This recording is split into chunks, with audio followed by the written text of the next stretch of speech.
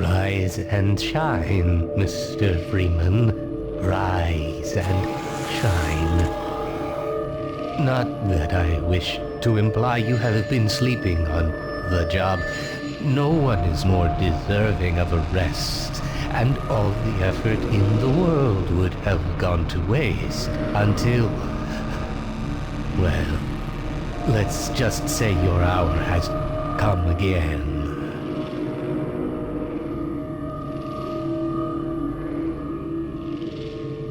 The right man in the wrong place can make all the difference in the world. So wake up, Mr. Freeman. Wake up and smell the ashes.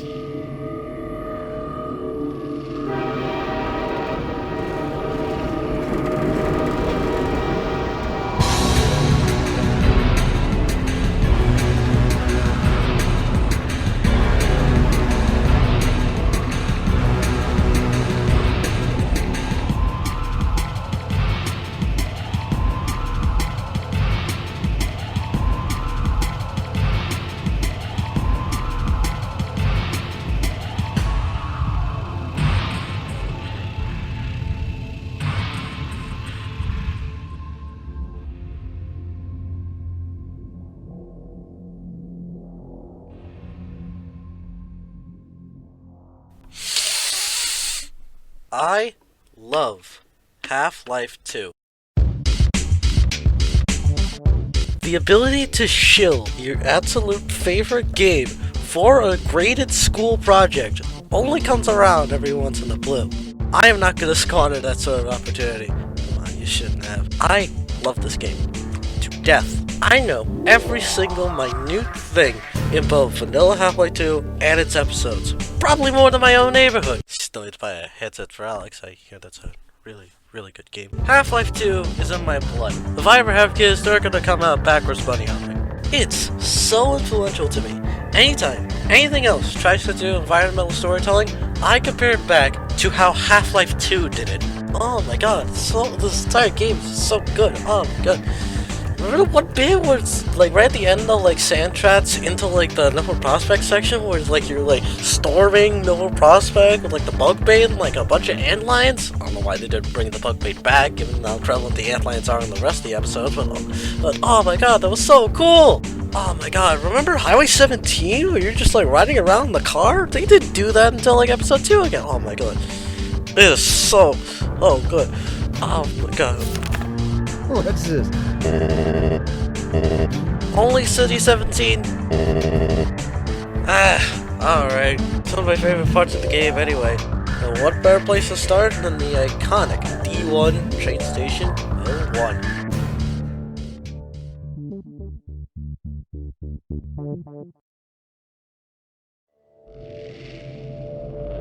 Rise and shine, Mr. You know what, screw this.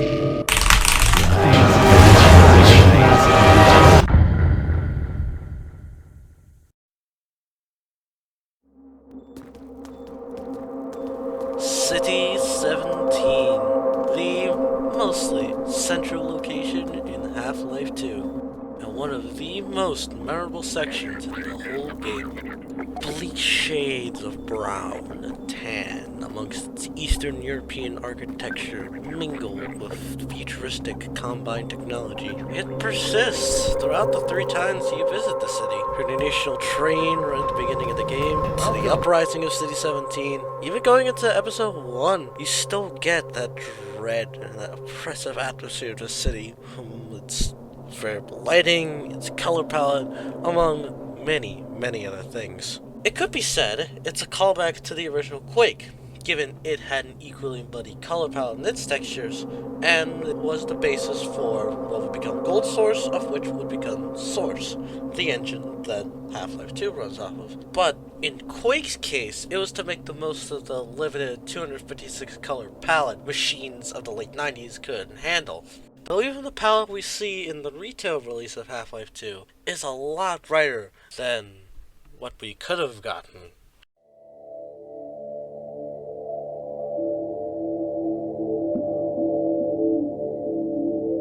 Of course, like any video game, Half-Life 2 had to go through a sort of developmental period, where the art team and the developers would go back and forth on how the game itself would look in the final product.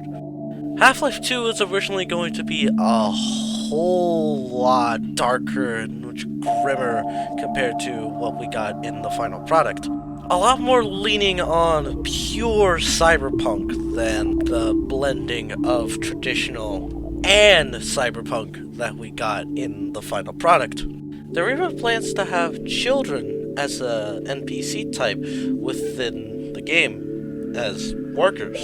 But given that this was still running off of the old Half-Life 1 system where you could harm friendly NPCs, this was dropped. And of course, most famously at this developmental period was a concept map made by the developers around the summer of 2001 that would highlight all the new advancements of the Source engine, dubbed by fans as Get Your Free TVs.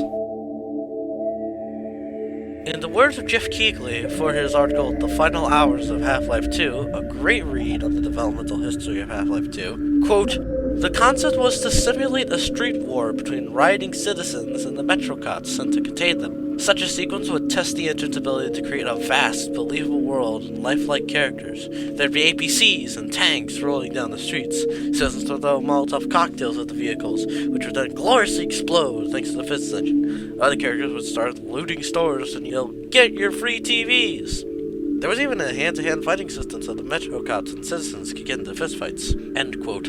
It was, in the words of Valve designer John Guthrie, really just an early attempt at getting something, anything, into the game that used NPCs and physics, though it still showed how cemented this much grittier interpretation of the Combined Cities was this early in development.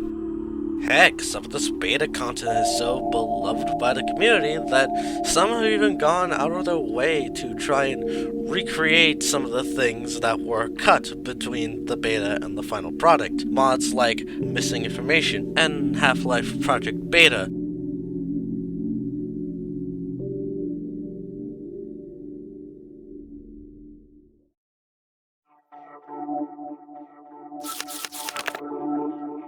That should be everything, at least salvageable from this essay, right? The beta, like the general look of it all. The other thing is that big paragraph of nothing but lore. Just retelling the events of like Half-Life 1 into Half-Life 2. I can't really like salvage anything from that. But yeah, that should be it, right? What time even is it anyway? Oh geez, yeah, I'd better wrap this up. In conclusion, Half-Life 2's City 17 is my favorite dystopia of all time. The way it blends such futuristic technology seamlessly into its Russian setting is beautiful. Oh my god, it's like so good, man. Even though it's not as gritty as some people would like, what we got in the final product has this majesty to it that I absolutely adore. I love you, Half-Life 2, with all of my heart. I can't wait to save up for a headset and Alex. It's gonna be so good. But in the meantime, this is where I get off.